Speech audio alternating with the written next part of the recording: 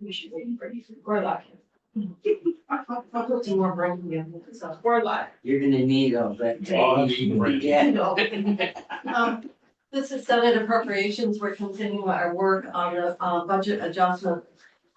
And what I thought we would do first, we had talked about it, and that has to do with the assistance that we're giving to our municipalities that were impacted by the July flood.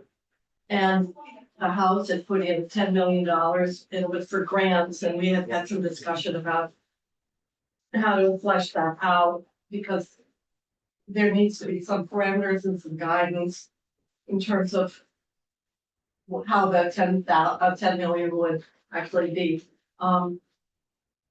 allocated to the town. So we have worked with joint fiscal, and we had the chief recovery officer come in and try to work out some formula so that we would give the towns, the municipalities, as much flexibility, because although I have not been able to respond, anyone who's listening, I read emails, not during the day, because I don't get to them until early morning or whenever. So although I haven't responded, we've gotten emails from both the city managers of Montpelier and Barry. And they, each municipality has experienced different impacts of the damage. And so how to attempt to do something seemed to be kind of a monumental task. And if there was anything that we've heard is that municipalities need flexibility. And they don't need complexity of competitive grant application or whatever. So we were putting our heads together to build a methodology to disperse the appropriation. So we have a couple of things, one of which is the ERAF match, and the ERAF match is shared. We had testimony, and I want to make sure I understand it. The match for the FEMA is, and the ERAF fund is how we do this. FEMA requires a match, obviously, and right now it's split equal and half state and local. So we've thought about the town that experienced greater municipal damage help on the ERAF match, actually help, but the city of Barry, for example, experienced a lot of residential damage. So the methodology, which I think, Emily, are you going to go through this with us, is how we would take the money that we have. I think there was agreement that we certainly did want to support assistance to municipalities, but how to do it in a way that was flexible, easily administered, recognize the differences that municipalities had relative to the their flood experience, and how to move the money out, and also make sure that we're fully funding the state share of the 50% match in the ERAF fund. So Much smaller. They're shrinking. I'm sorry. Oh, Is the money growing, but the paper is shrinking? sure. So with that, I'm going to turn it over to. I gotta get glasses I'm pretty big next. I got another one big. We'll do it next. But so for the record, with Emily Burns, the Joint Fiscal Office, Senator Kitchell explained this is sort of a summary of some additional conversations we've had about possible way to help towns impacted by the flood. This should look pretty similar to the spreadsheet we went through last week with a couple changes. So I'll just start at the top. So that first piece is the first $6 million in line 1 that the governor and the House put into the ERAF fund. So that's sort of the initial piece, as Senator Kitchell alluded to, right? The state, under current rules, the state contributes 50% of the local match for municipal damages. And then the next line is another $5 million in ERAF match. And so that is the, we talked about, there's the swap with ARPA. So in the language that Grady will walk through later, there's a reduction of $5 million in ARPA appropriations. And then that money is moved over to the Department of Corrections, and there's a $5 million reduction in the Department of Corrections. And there's another $5 million that's transferred to ERAF and associated with that, so that gets you to 11 million in ERAF. Then in addition to that, another $6.25 million contribution to ERAF to further buy down the municipal share of the local contributions to ERAF. So the currently, the way the rule is written is that 50% of that local match comes from the state, 50% comes from the municipalities. This would change that cost share to put more on the state and less on the municipalities. And the exact cost share depends on the town, it depends on the damage, et cetera. So it would, we're not exactly sure sort of what the average move would be, but it would buy down that local share for municipalities, and the state would contribute more of that. So Is that part of the 10? that's part of it. Wait a minute, no. We need to be, yes, it is part of the net, but if you notice, it's not half of 10, it's half of 12.5. Yeah. So one of the things that we were talking about, because we had originally thought maybe there was up to 15, but that 5 million was needed for the ERAF, to make that match whole. So what I said is, let's see if we could move the 10 up to 12.5. And then split it, between the two, because of the different impact, and we can get into it in terms of, if you experience a lot of municipal public damage, then that's where you have to come, the municipality needs to come up with a match. And so Barry had tremendous, residential damage, Montpelier, not so much. So rather than attempting to figure out or put guidelines around how the money went out, we thought it would make sense to just do more of a formulaic grant process. And so yes, Center Star, the 6.5 is part of the 10 plus the 2.5, so it's 50% of the 12.5. So Center Sears. My question has to do with how we're over here is based on the grand list of the damage. Are we still using the grand list? No. Good. Oh, no, that's on the old, yes, the old sheet, we're not using grand list. We did- Good. Couldn't do it. Well, they don't compare because of the lack of, Yeah. that's another mess, but leave it. Yeah, and we talked with the administration about that, and they said collecting the grand list impacts from all of the towns, which is be an enormous amount of work for everybody at this point, so. Oh, that's good. Personally, So this 17.25 of those all ERAF matches, regardless of where the money is coming from, they all do the same thing. Yes, And it's all about the lowering the town's match for any FEMA funded project.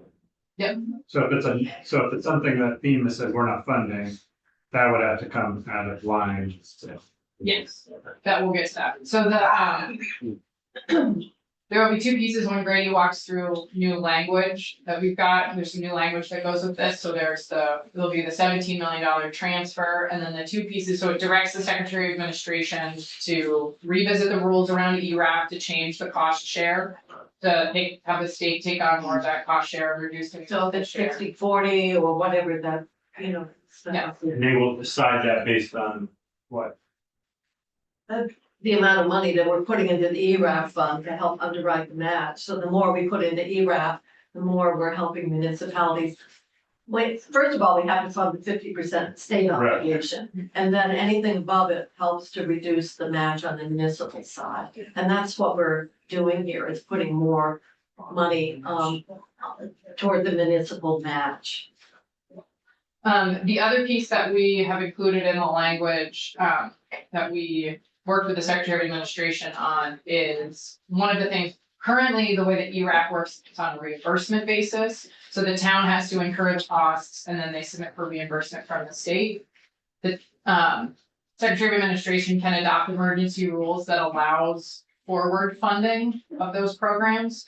So what it will do is upon request of the municipalities, they can ask the Secretary of Administration for cash up front for 70% of the cash up front. So we won't give them the whole thing, just to make sure, everything checks out on the end, but they can get, and part of the challenge right now is a cash flow issue. So this will get them cash today or not today, but That's- sooner.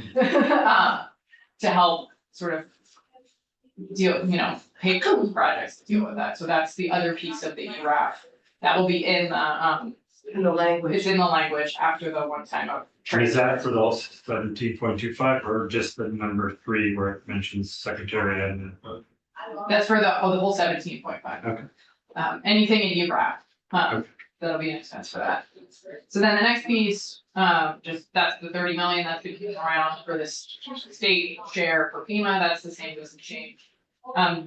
Line 5 is that 10 million, so it shows up in line 3 as we talked about, and then right below in line 6, is the grant program, so this is the other half of the 12.5 that Senator Kitchell spoke about.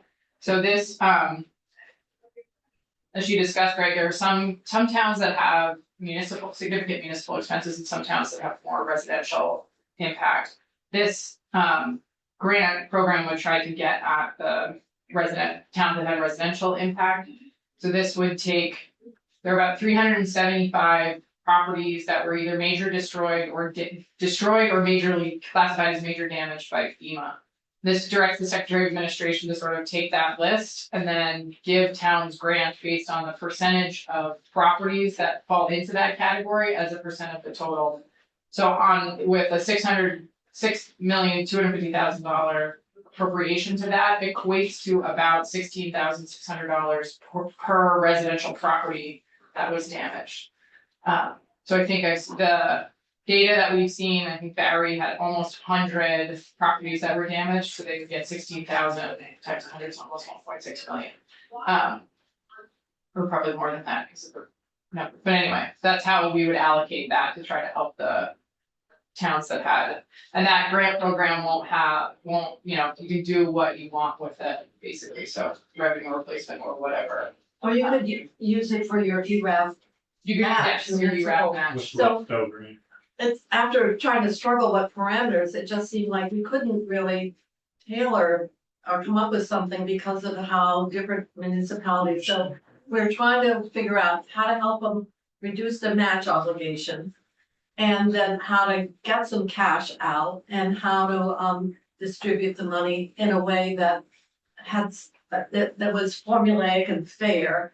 And then give them the latitude in terms of how the money could best be spent, based on the needs of their community, rather than our attempting to define it. That's kind of the thinking behind it. Yes, Senator. Where would the grants come from? Like who would be issued? Secretary of Admin. But it would be, you would just use this formula that would determine X amount of the 6.5 goes to Barry or Montpelier or I guess Londonderry or Johnson, yeah, Ludlow. Ludlow, yeah. And so it could happen- Richmond. It could happen automatically, like, my only concern is a delay of those grants, like if they got caught up in the grant bureaucracy, this. They don't even have to apply. Right, but they could just issue it on formula and Mhm. send it out. Uh-huh. And that would be our language that would allow them to make those payments using this methodology. Is there any desire to have a deadline of when the money goes out to make sure it happens in a timely way? The VAA will be effective on passage. So but what if the agency of admin just doesn't get around till August? 2 years for Bobby's. Like, I just didn't know if that's a concern that they're just like, especially because during the flood, they would hear mainly from FEMA, but Mhm. one thing and how fast things would happen would not happen this fast. So I didn't know if there's any value in adding some language saying that Well, I don't know, we've got to give them a little administrative time. to sure, process yeah, it. no, but what's the reasonable? Well, maybe 30 days after implementation or something, effectiveness of the act or I something. think that would be great. You know, if you want to give that kind of time assurance, and we would need to get confirmation that that's a reasonable Yeah, yeah. timeframe. Senator Storm. Yeah, my question deals somewhat with that. In a larger municipality, you have town managers and things like that, but what about small communities where they don't have municipal employees? They don't have to do a grant application at all. We're based on the methodology we're creating. Barry will get X. and the check goes out. They don't have to go through a grant So application. it says, plan on how to dish that out. That's gonna be there. Municipal level. That is gonna be up to the select board or the governing body. So the select board would have, in lieu account, it would most And they likely. could decide to use it all for their ERAF match. Oh, okay, For example, if they felt that it was more complicated and they just wanted to lower that match burden on them, they could take it all and use it for that. That's where the flexibility comes so in. it's pretty loose then. Yes. So of the $620 million in damages that we see that they sent out. Depending on your damage, that's the percentage of the 10 million. Well, it's 12.5 but we're differentiating between municipal damage and residential. Yeah. So we split the 12.5 equally between, because as I said, municipalities experience the damage in different ways. So, you wanna keep going or other questions? We are putting in a bit more money. We're taking the 5 million, that, would go through corrections and free up. So we're putting that into ERAP immediately. We're taking the 10 and adding 2.5. And we're dividing it in half between match to assist, and the other would be just a grant that they can, based on residential damage, that they can. But on here, that would all show up as general fund dollars. Yes. Yes. Where's the extra 2.5 coming from? The 10 that the House appropriated and another 2.5, because we are not, at this point, we've had a lot of discussion about, how the House spends money, so we are gonna be pulling a lot of that one time off and, dealing with it in 25, so we're just saying this is a priority for some of that one-time money. That's, Okay. Other questions? People thing or just, Well, just the construct and the approach and how to try to no, make the 10 or the 12.5 go out in the most flexible and administratively simple way. So yes. so when Doug Barnum was in here, so I'm looking at line 7 now, that part that dealt with ARPA revisions. Like the governor, I guess the governor didn't have anything, but what, did they talk about like a $38 million ARPA revisions possibility, or that was just his projections, not, there wasn't any? Yeah, the governor's recommended FY 2025 language included $36 million of ARPA reallocation. Yeah, that's the 36 you see on this chart. And that was in addition to the 5 that he identified programs and that we're gonna put in the budget adjustment act. Yeah, on the governor's side, it's the line 11. Okay, right. But so we're holding that plus the other stuff for that discussion. We're not gonna talk about that as a BA. well, in the House version, they had a lot of ARPA money and anticipated. We're not anticipating that 36 million is in bank now. It's not contingent on the availability of ARPA. The 6 and the 30, that's 36. Right. And then we've got what is put in here for state match for hazard mitigation. But that's in the 25 bill, just to let you know where that's here. All right, thank you. Now, probably people are gonna wanna say, well, what does the formula show? I mean, what does that mean for, and can we do that now, or? Yeah, we need to double check the numbers with the administration for that. Can we pull what they sent? Okay, That helps. but in terms of this approach and the methodology and what, using the data that we have, Yeah, And this is not perfect. I imagine there's some properties that are not in designated FEMA areas, but the house, you know, is very Heard some of clean. that. Really? Yeah. I heard. So, Was listening. well, it came over for the designated, so. Well, my driveway got wiped out, so I just wanted to know that I experienced damage. Bobby's. Yes, Senator, Are we gonna talk about that language of the formula, or is that what you're just saying about seeing what the formula actually means in dollars? And I, I was, because I just wondered, because the language that Grady showed me talks about residential properties, and this just said properties, I didn't know if there was a difference in Well, line 6. I probably forgot residential, that's specific.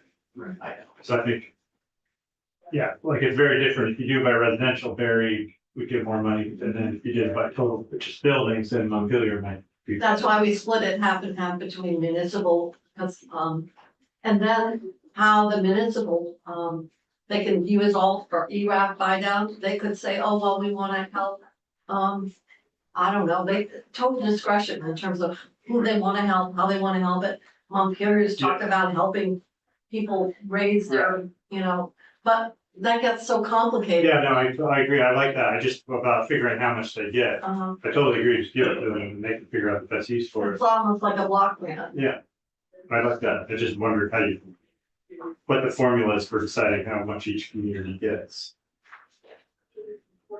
Well, we can, Got his press conference ready. we can look at the language and go through that. Yeah, so does it make Barry in the sense? chat. But what we're doing is we're looking at, one is municipal damage, public infrastructure. That's where 6.25 goes, and the other is the residential. And as I said, that is to reflect the fact that different communities got impacted differently. We could, it was just an arbitrary, Yeah. half and half. But it seemed like it was an attempt to kind of recognize the impact, variance, and and accommodate for that by not just using one damage. For example, if you just went municipal, Barry would really lose out. Right. Well, that's what. So that's why we had two factors here. The two factors being just the block frame of colors in the FEMA match. Right. Yeah. And do we know how much of the need of local match this 17.25 would match?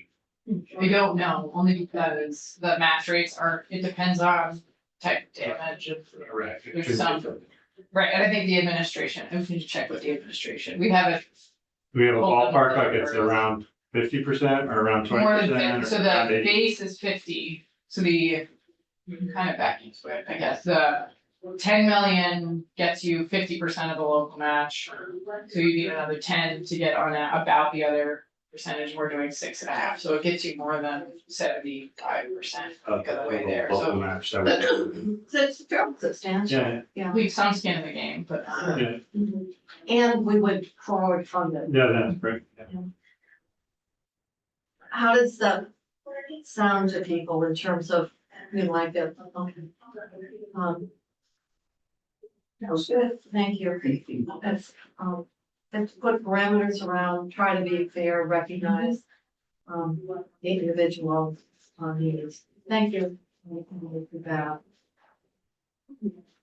Now, I guess we're back to, I was hoping Keisha would come in. She expressed concern about the $75 and whether that is sufficient. It's really, she's had conversations around, the extent to which that will actually make our inadequate supply of motel rooms even worse, which was, yes, if you would. Now, the problem, of course, is the more you give that up, the more, because the house was using that is a way of funding something else, but, if our goal is to conserve as much capacity as possible, it might not be sufficient, and I know, Bill, you mentioned that for the,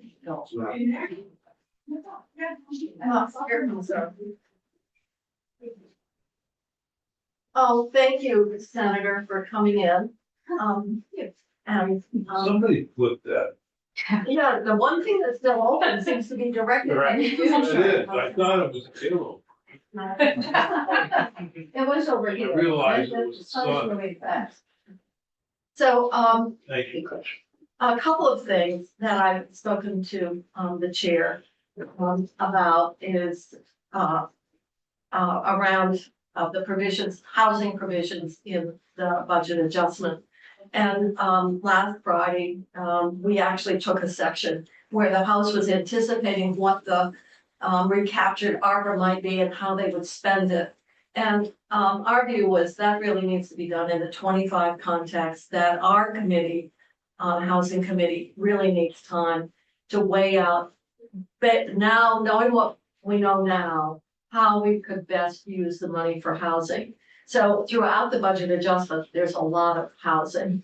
And we are just going to say, that's a 25 discussion, because by the time we're done here, we're only talking about a matter of a few weeks.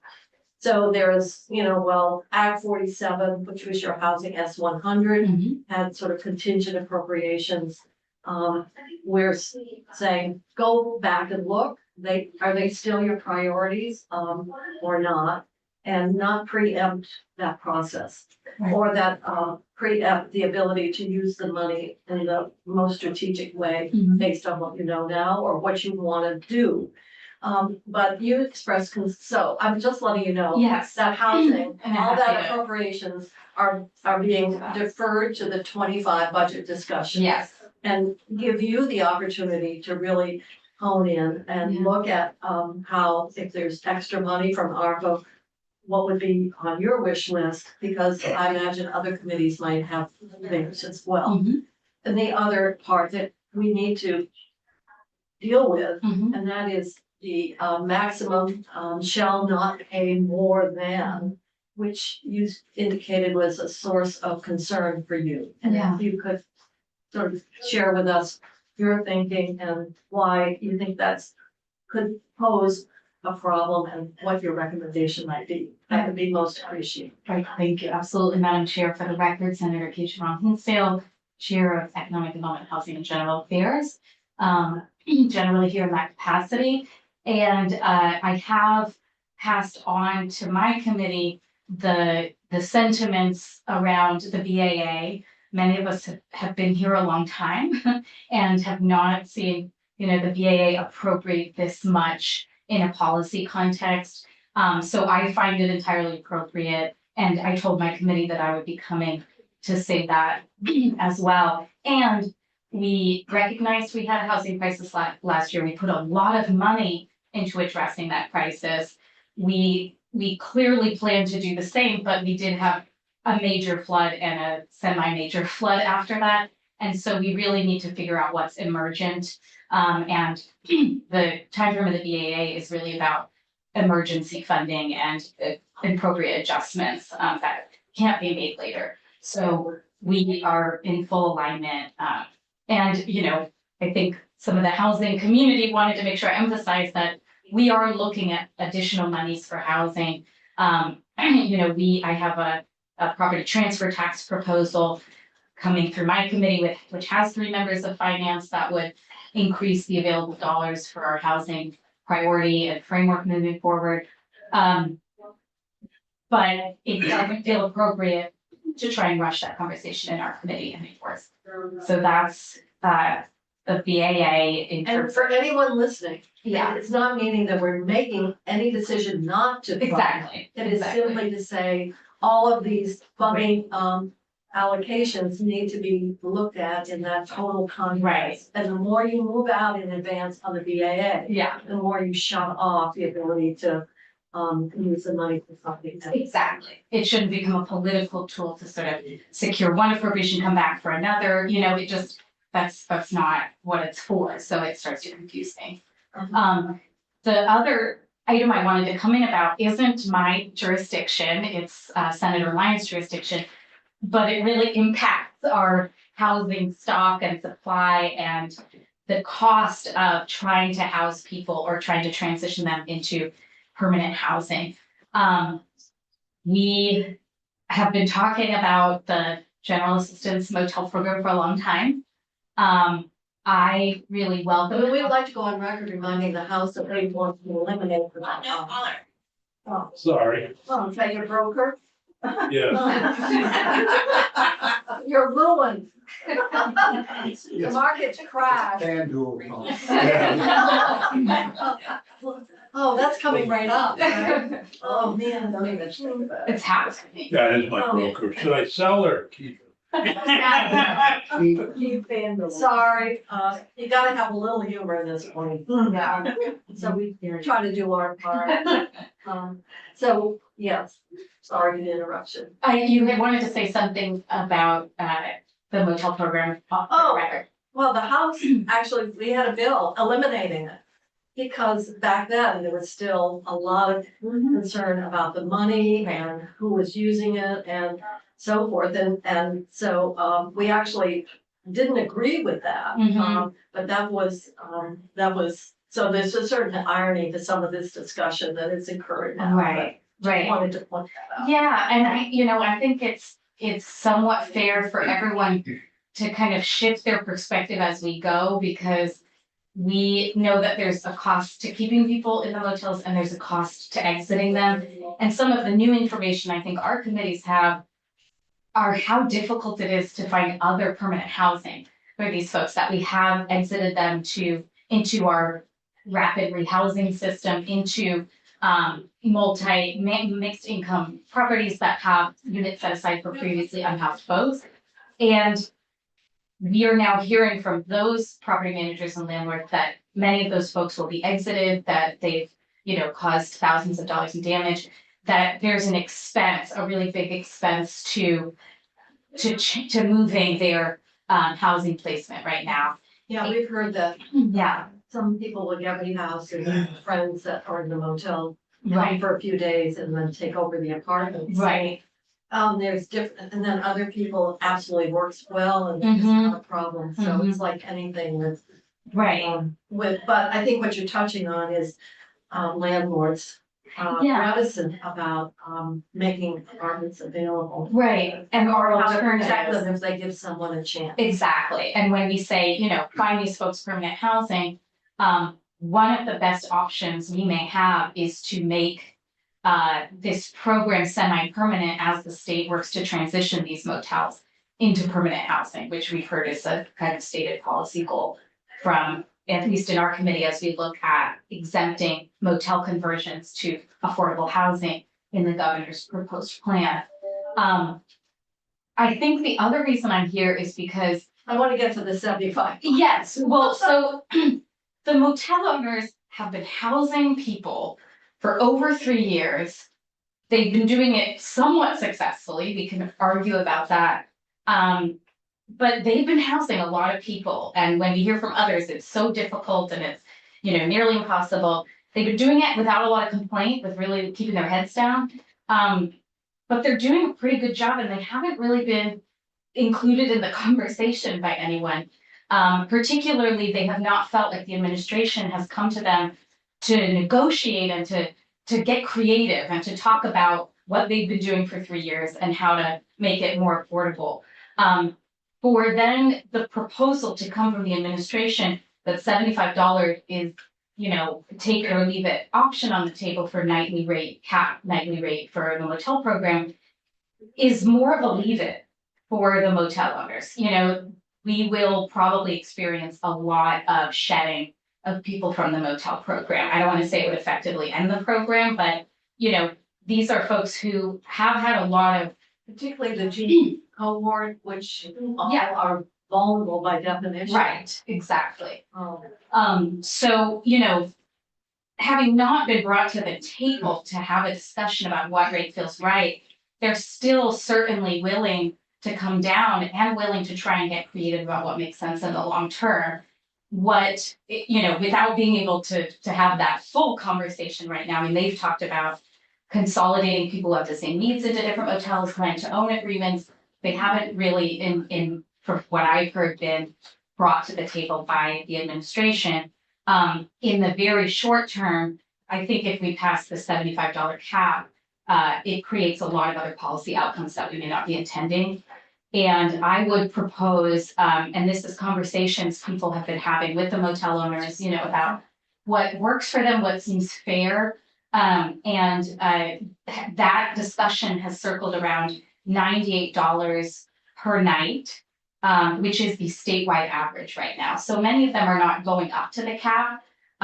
They are just seeking remuneration, and they have a lot of I see a uncertainty. differentiation, Senator Ruth was talking about Chittenden County, Mhm. might have a very different,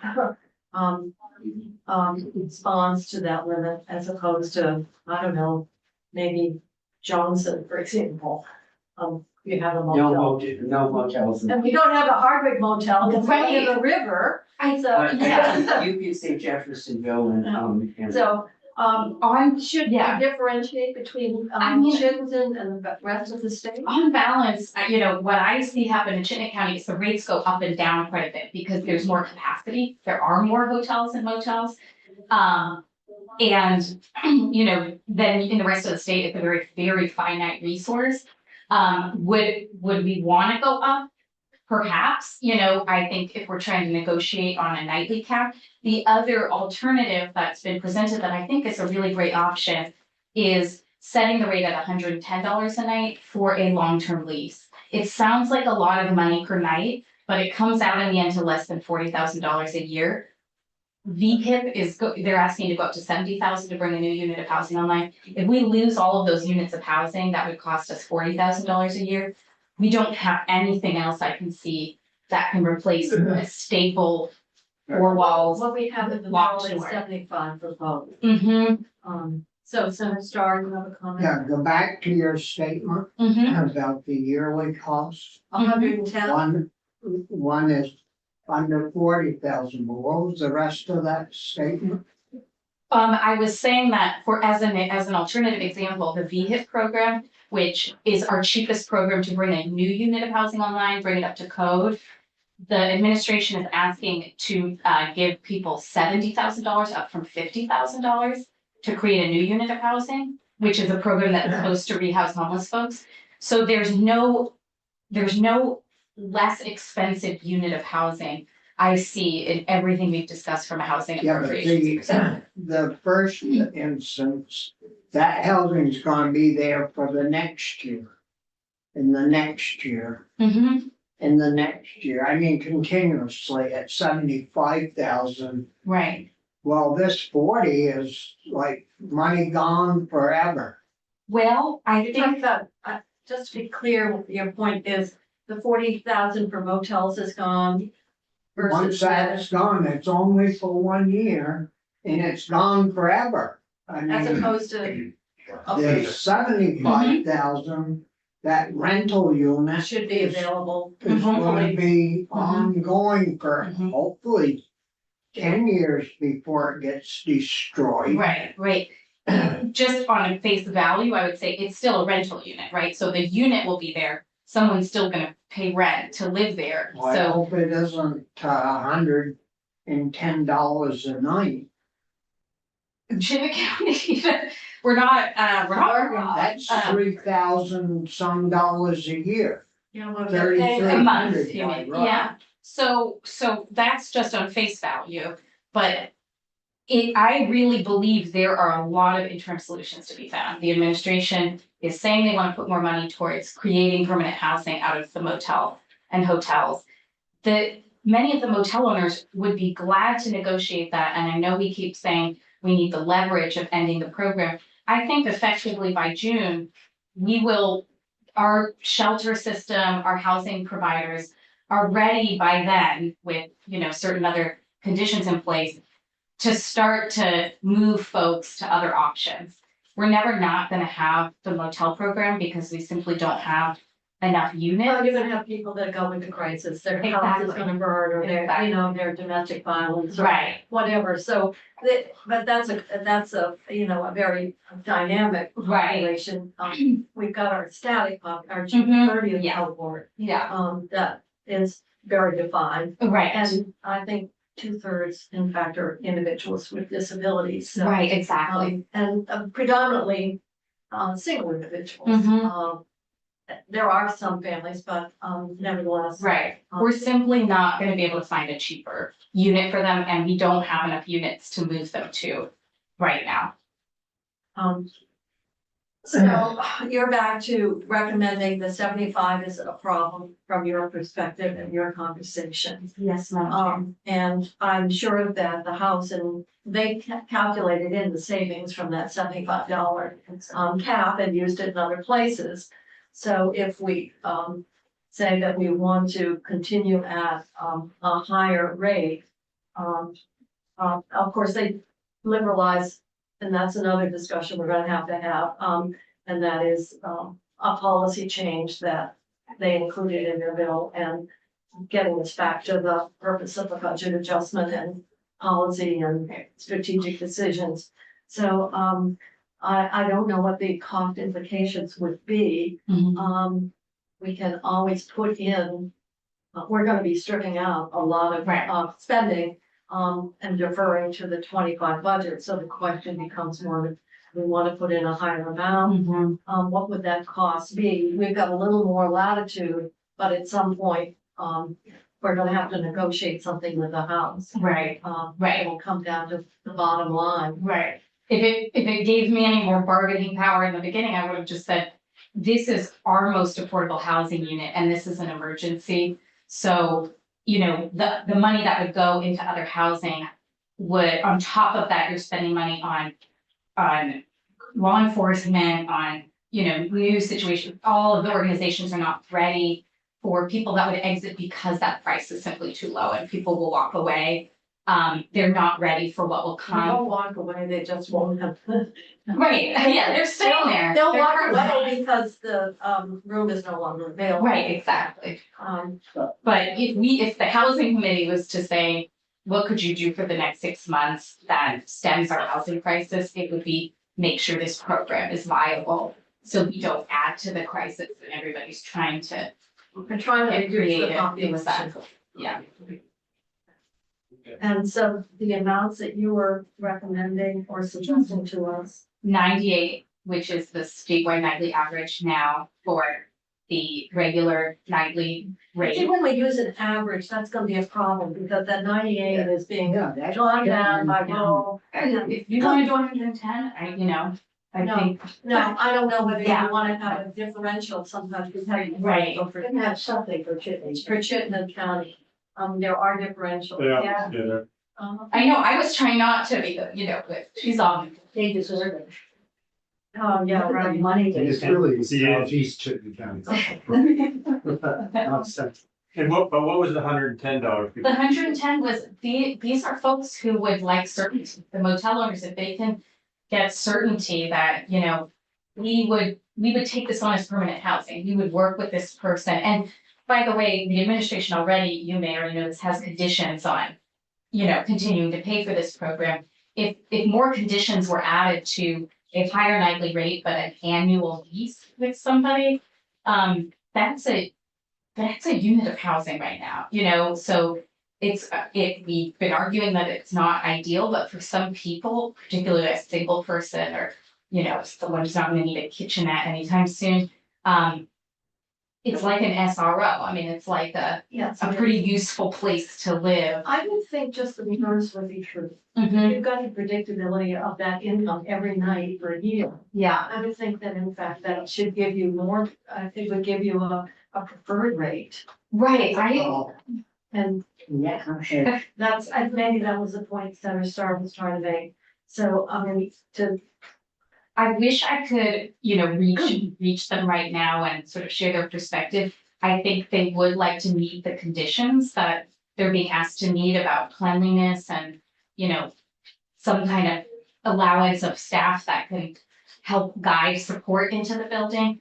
And they're very hard pressed to do that. And these leases would probably be for long-term cases, you know, where they're functioning as our affordable housing providers with, you know, very little by way of Well, resources. I wouldn't to do- call it affordable. Right, Yeah. If yeah, you wanna, I don't think so, 40,000, just for a room is probably not. yeah, That's a lot. As a lot, right. we're paying it by How default. would they charge, like, I've been in motels at times and there's whole crews of telephone, but not telephone, electric Mhm, Oh, utility workers, sure. utility workers. Thank you for the. right, It's my pleasure. Yeah. I'm old, you know, and I still call them electrical work. Well, I don't know if you're much different than I am, Vicky. Well, anyway, what, do motels talk about what they charge those companies? I mean, we had traveling nurses. Yeah, A lot of gosh, traveling yeah. nurses in Bennington that were Yeah. using motels.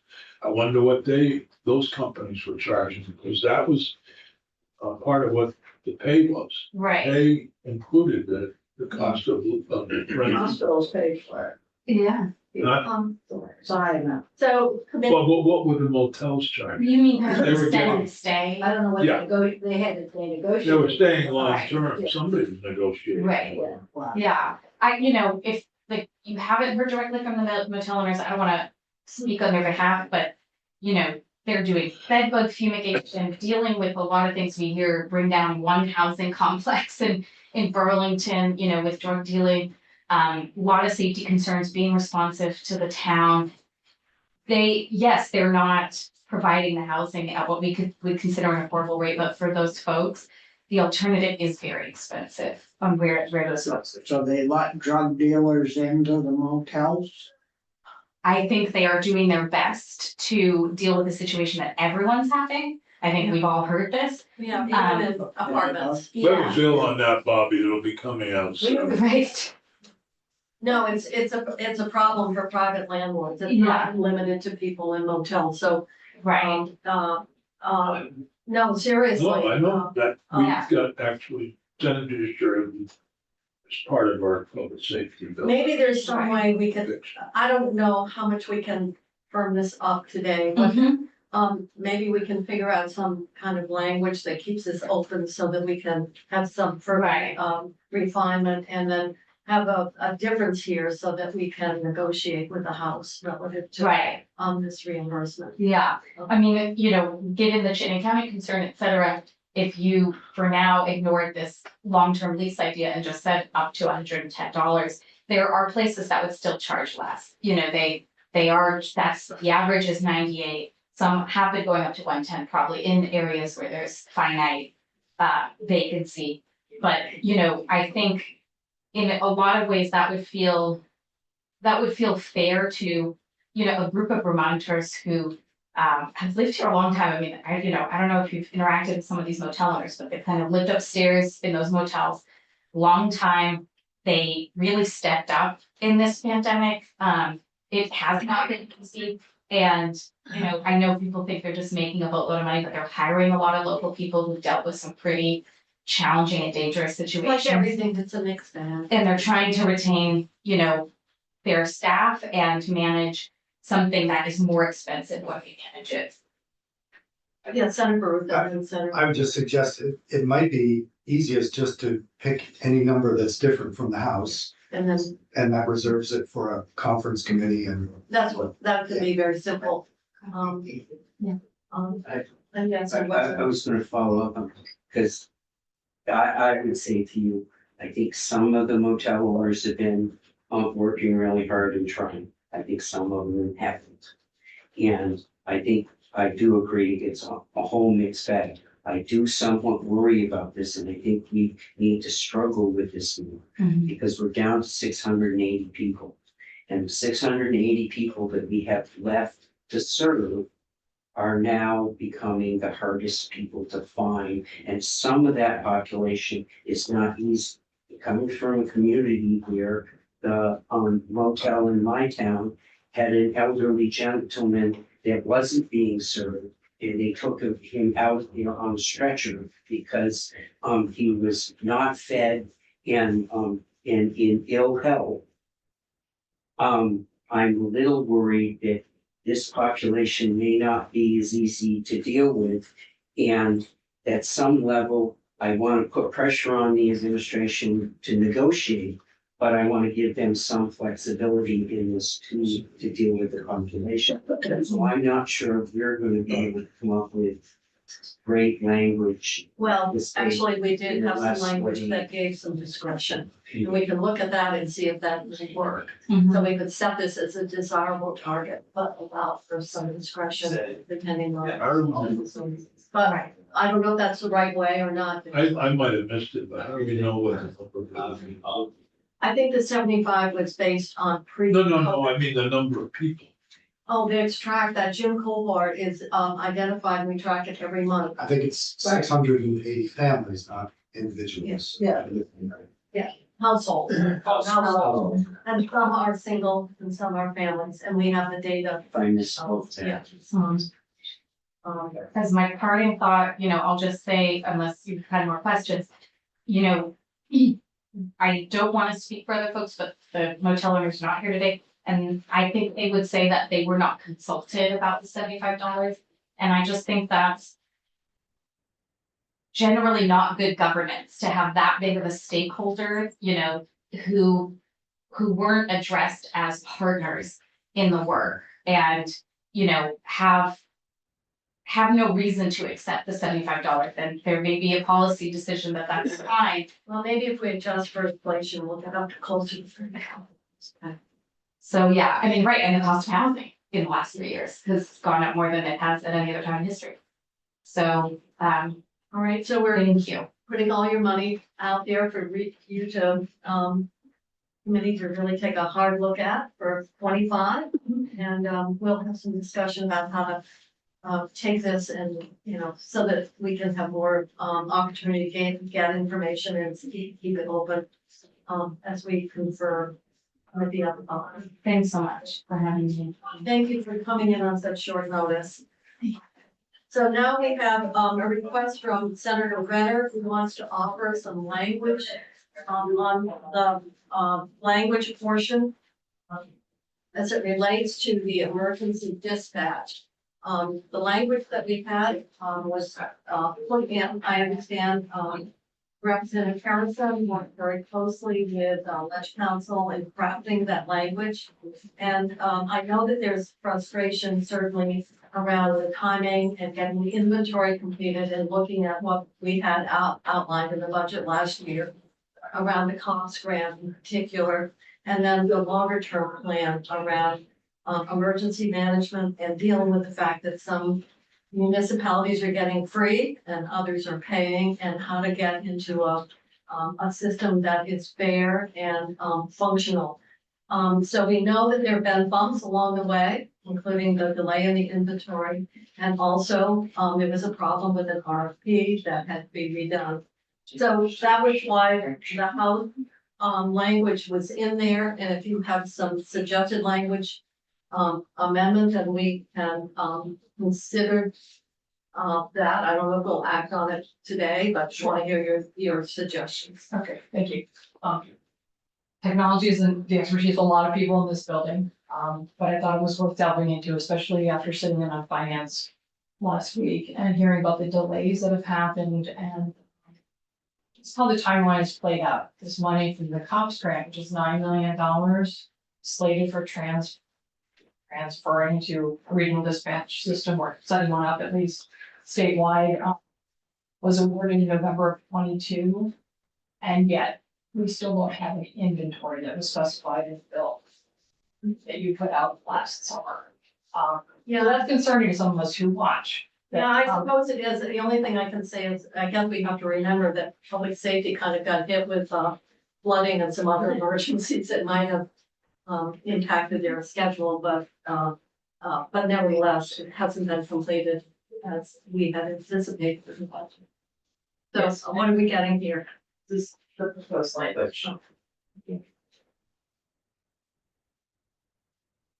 So, I would say that spending the 9 million in a way that gets ahead of the planning process would risk local engagement and collaboration. And there's a history that I saw that money out when we went to do regional dispatch. There's, some latent mistrust after some failures over time, and I think it's really important that we roll this out in a way that engages people who are on the ground. And isn't just top down type. No, Yes. this is 13 pages, Right, I'll walk through this, it's 5 major changes. yeah, all right, if you could, I will. because I'm thinking that we're not necessarily the committee jurisdiction Okay. on some of this. Sure. And so I'm gonna have to, ask, our GovOps committee and, our finance committee, to review, the language, that you're proposing here, because, this is getting us into, I think, their jurisdiction, and I wanna be respectful of access. Although we've been accused of obviously, trespassing in the past, but we do our best. So, Sure. if you could, Yep. yes, I see some. First change is on page 3. It starts on line 5. And it's seeking a check and balance on the expenditures of the $9 million. Right now, the commissioner has complete control over that. There's a task force that's apparently rubber stamping those expenditures, but I believe it would be wiser to, have those actual purchases be measured up with the provisional plans once they're written, to ensure that what's happening is indeed regional dispatch and not versus, for example, a wish list of the person who's the recipient of the grant, the officials. So you'll see that change on lines 3 through 11 on page 3. You should be reminded perhaps that if the money is not spent according to the COPS grant requirements, the state may be required to pay it back. So this money was for sending regional dispatch. I know, and that was part of the dilemma, is the money was in one place, and then we were trying to bolt in the 911 piece and make sure that we were leveraging the money. All right. And our next changes are on begin on page 4, line 15. This is an expansion of the task force to include some folks who are a little closer to the issue of regional dispatch, because it appears to me at least that right now the task force has people on it who are interested, perhaps semi-informed about the topic, but maybe not having the boots on the ground as much as the next 4 people that I would recommend adding, which would be The chair. Someone from the regional sheriff's department? planning. someone from the regional planning who knows, someone from the regional planning commission who knows emergency planning, someone from the CUD world, and someone from VLCT. Right now, there's only one municipal official appointed by VLCT. And again, we want to ground this regional dispatch in a way that it doesn't become just a statewide project, but something that's grounded in the local. Well, let me ask Officials. if the big concern is inventorying. How does expanding the task force deal with what may in fact be a workload or other consideration on the part of safety? The fact is that someone wasn't hired to do inventory a year in it.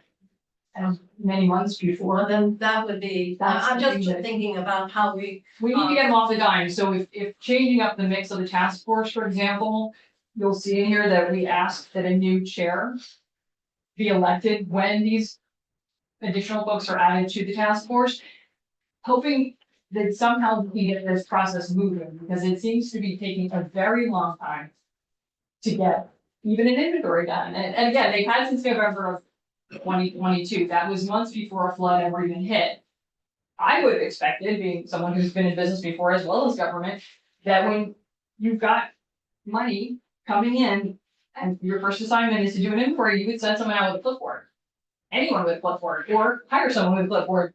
But to wait till after a flood and say, oh, now we're busy with the flood, to me just doesn't pass muster. I mean, this is a process that is about valid when we by. passed the bill last year. Right. That's what I was referring to, the Sure. language in the budget. Right. Well, inventory is sort of a natural process, I would think, but yes, I agree that until your bill was passed, it was not hard to pass the statute that they need to run an inventory.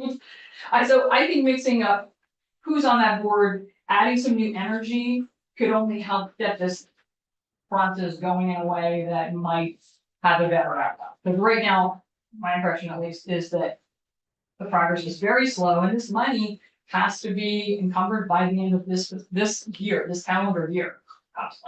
So I would like us to see 9 million, but I think even worse than seeing us lose out on 9 million would be spending it on something. You know, drive wedges between the locals and the state. For example. Next change, page 6 language. Suggestion to have a program manager rather than a project manager. The current project manager that was recently hired has conflict with the subject matter experts that have been applying through the RFPs. And that's extremely concerning because, as you can imagine, Are we getting involved in the bid process? That really brings a lot of, legal issues in terms of, what you, Senator Sears, did I Yeah. say something that was wrong? No, you're No, right. I mean, I'm agreeing with you. if in fact the bidders are saying, making these allegations, who the bidders are until they're, until the bids are closed. bids are close. But there was a frustration that, for even future projects, but even the bids that are closed, one vendor has been chosen who is a competitor of all the others, so it's gonna make it very difficult for the state to hire anyone to work with that current project manager on this process, because they're not going to want to reveal their trade secrets to a competitor. And just putting forth the idea, if a program manager were hired instead, someone who didn't have a direct competitive interest with the subject matter experts, we might fare better as we look for bidders, as we look to. I'm not disagreeing with your Yeah, frustration. sure. I'm just thinking that this, in terms of, bidders and, you know, and the parameters around that. Yeah, no, they're not It's a right. really complicated legal process. Okay. And, it could in fact compromise even the, RFP and the bids that are underway. That's all, and I don't know the answer to that. I'm just putting it out there as, a potential collateral impact here. So the conflict of interest. Is there a conflict that this is trying to solve, or? Well, how do you know until you know the bidder? I know, I don't understand. I So don't that, understand this particular piece, because should be. It's just state money, got money. this cops is federal. Yeah. Yeah, I think Senator Wendy. Anyway, this is taxpayer money. And if we've set up a system that has a conflict of interest, that's It must be, something that would be against the law anyway, wouldn't it? I don't I know. understand. You can't have conflict of interest. You're selecting somebody to be the program manager who's a direct competitor rather than consultants. The current project manager is according Well, to project several manager. vendors, right? The project manager, your allegation is the project manager is Has there in been direct hired? competition with other consultants, Project manager's been hired? Yes. and is in direct competition. And this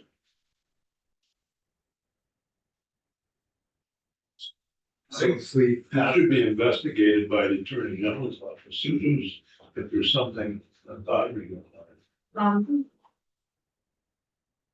Well, this is really getting into an area that, gets into, Well, I don't think,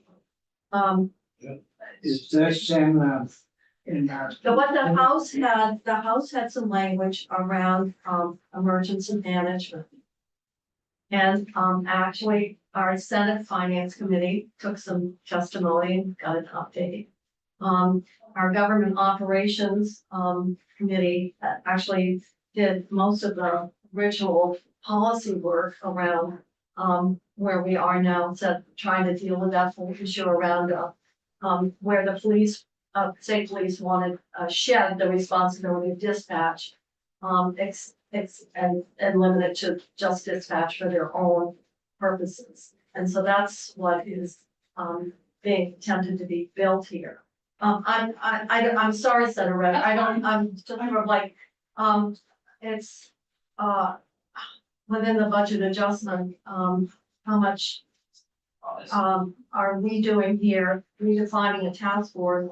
I will have to defer to discussion from the committee, around what we want, how we want to proceed with this, but why don't you finish your testimony and we'll try to see if we can, deal with our, sort of our jurisdiction and what's the best way to proceed.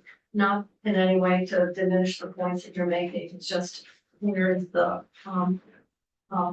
where is the jurisdictional, responsibility here? A lot of testimony has been taken, but it has to be in this committee, so we just don't have a whole lot of context, that I find out. So, okay. Maybe could we find out, did you testify before the other committees? Okay. I was not. So why don't we keep going? Because I know we're pulling you out of your afternoon meeting, so that's, and we haven't even gotten to our money yet. And if our goal is to get the DAA out today, we've got, it doesn't mean that we can't make changes once we get it out, but, why don't we keep going? Because we've got a lot more work ahead of us. Yeah, so this idea of protecting the competitive environment, since we're not allowed to sole source or we're not supposed to sole source bids, we're gonna lose, I can foresee us losing some competitive advantage if we continue with a competitor of potential next. And so the project manager is under contract or is it a state? As of mid-January. And So this is an ongoing, this is a concern that you have right now about what's happening. Right. Have you talked with the AG about this at all? I mean, because it seems to me we're trying to solve a problem that it's beyond us. Yeah, it doesn't really have a home, right? There's no committee that does Well- technology, nothing that. No, it does have a. no, but this isn't just technology. This is around, conflict of interest and, legal requirements that relate to compromising a bidding process and starting. So Senator, If I could just ask Senator Renner, if we were to pass this as you proposed, how do you believe this line would change the state of affairs currently? So this is line 11, on what page page? 6. The program manager shall not be a direct competitor of the other consultants. If that was part of this and it was signed by the governor, what would you expect to happen? I would expect that a new bidding process would be opened. And So the some current contract would be invalidated. Yes. Okay. So I also don't think that's a place where we want to go into the province is in essence nullifying the contract that was just signed. Is that? It's a legal issue, it's not a legislative issue. Yeah. But I can't imagine having somebody that had a conflict doing, hiring your name. I can Well, imagine that happening, but I don't think I think writing it into the law, I think it's rather, it's already at least, it's already not proper to have a conflict of interest. If you were hired, but we haven't taken any testimony that would help us, make that determination as a committee. So that's, I think what we're struggling with, whether it belongs in judiciary or where it belongs. Yeah, in other words, the budget adjustment shouldn't be used to leapfrog a process that should go forward in other ways to have this person returned from their position, which is what you're saying would happen. Well, if they're under contract, it would mean you'd have to cancel the contract. Well, that's what I'm saying. But it's, yeah. Other questions? You can understand what we're trying to sort out here. It's sticky and it's hard to find a home for something like this to go through, as far as I can tell. Next change we have, again, on page 7, line 11, we have a number of dates. What is we? It's just from you, right? Me, Oh, for Royal We, I see. pushing the dates out 9 months because we're already so far behind this process. Are you on page 12? I'm on page 7. Oh, on page 12, you want to change 24 to 2004, so Back to the Future, Is there a typo? I think so. Thank you, okay. I think. Want to be forward? Can I also pick up from you? Yeah, we'll fix that too. Thank you. So all these dates, ideally, if they were correct, would be pushed out 9 months, just to buy more time to do this process correctly, in a rush manner. And finally, at the end, page 13, there has been, some back and forth with the Agency of Digital Services, over whether or not these are information technology activities subject to statute, which talks about how data collection, et cetera, are information technology activities, and they require certain types of planning and certain types of reporting, such as independent reviews, which a non-IT activity would not require. And so it occurs to me, when you were in the dispatch center collecting data, transmitting the data on electronic computer equipment, that's IT activity. Well, that could be our joint fiscal office. Using data, transmitting it, et cetera, so, But I mean, we have the word more expansive than, Is it public record? Huh? Does it become a public record? I don't know. Is that what your intent is? Yeah, my intent is that, there's planning and the type of expert review that we need before starting up a system as complex as this. Because you can't plan regional dispatch by the seat of your pants. Again, I learned that in 2017 going through with Chittenden County. It really has to be I done by suspect the system technology may be architects. almost secondary to the negotiations that you're gonna have with the municipalities and how to get them to agree and fund. I think that usually the pocketbook is gonna be right up there at the top of the list. Senator Brewer. So just one last question on page 3. So I'm just curious, this now says, flat out, expenditures of the funds must be authorized by the task force. Is that currently the state of affairs? Yeah, right now the commissioner who receives the grant money is in charge of, right.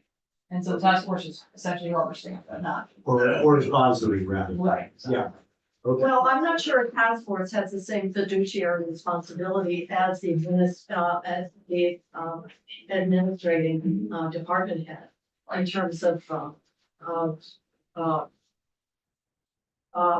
fiscal delegation from the department head to a task force is a very significant change. In terms of accountability for the grant and so forth. So, Senator Lyons. So, yeah, just going to that point, so your goal in moving it from the commissioner is to have more eyes on the expenditure And more expertise. and more I'm hoping to expertise. have more experts on the task force who actually understand systems design, because any well-meaning person who receives a grant, of course, wants to do their best to make sure that it's spent in the right way, but they may not have the full understanding of just how. So it's not necessarily that the task force is the best solution, but it is a It solution. is a check and balance. I'm looking for a check and balance, right? And by expanding the task force with more experts in subject matter, the idea was. I'm just looking at the clock, wondering if there are other questions, and I think, Who's MCR? what?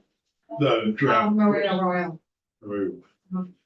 she does, a lot of the finance, telecommunications. And this is telecommunications versus RP. Yeah. And probably chase that around for a while, I don't think. So, did you present this to government office? No, A hot off the press. so that's what we've got to have some discussion around.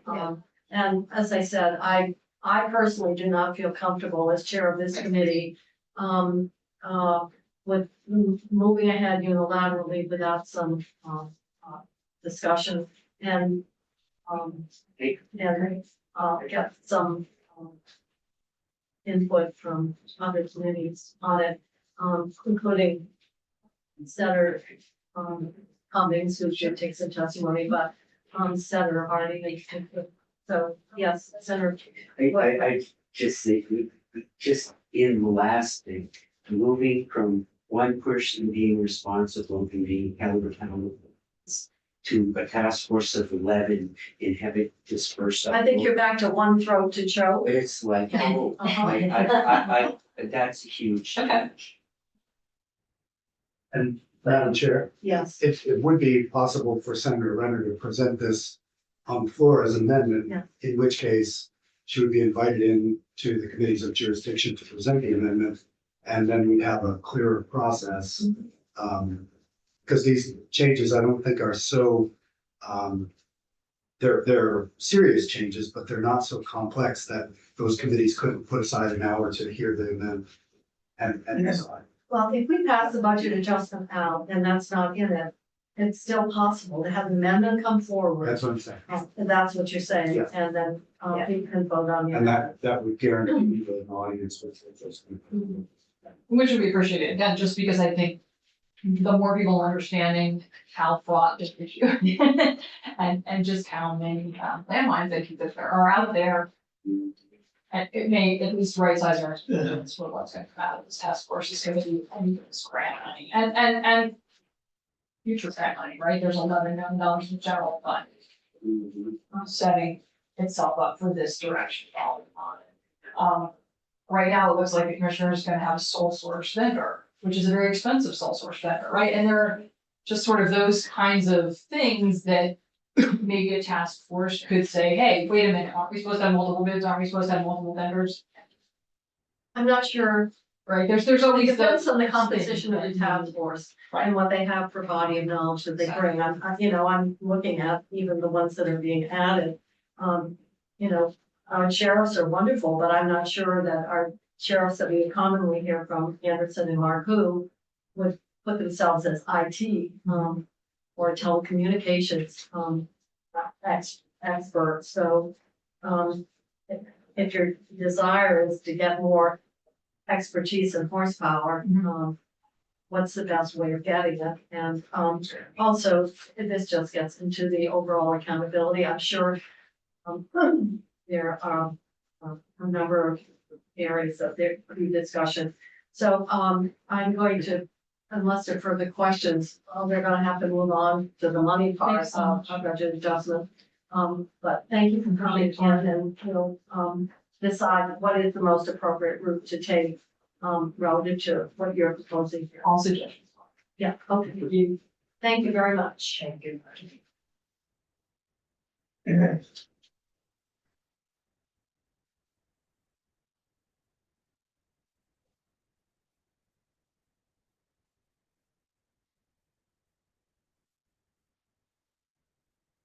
Do you want to, do people want to just take a small break?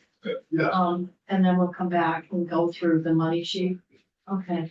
Is there a new money shoot? No, yes, this is to go back to our earlier discussion about if we just remove any of the one-time, particularly the one-time funding, and have it part of the priority setting for 25, what would we remove? So that's what we're, looking at. Obviously, are agreeing to the money for the municipalities for the flood. But below that, we've got a whole lot of other spending that came in on that one-time list. I've let the chair of the House Appropriations Committee know our thinking about this because we're back to the fundamental problem that what they spend here in the House passed BAA is spending money that the governor is using when he built the 25 budget. And so if you decide this and you say, oh, well, the 25 budget, this is a more, a higher priority, you shut that off. And so, I think in some ways this would help, obviously, the other body, to go back and sort of look at all this spending and rejigger their priorities. Possibly, or they may say the same, but it gives that opportunity. So I'm gonna suggest we take, get back at 3. And, is that all right? More time than. Oh, all right, 15 minutes? Okay. And we'll, And maybe. and then we'll run through. We'll run through. Which spreadsheet are we looking at? We're gonna count. You know It's we got- want to- it's got Oh. language, so Looking for it, so. she's not handed, it's actually right there. So I'm going to, go off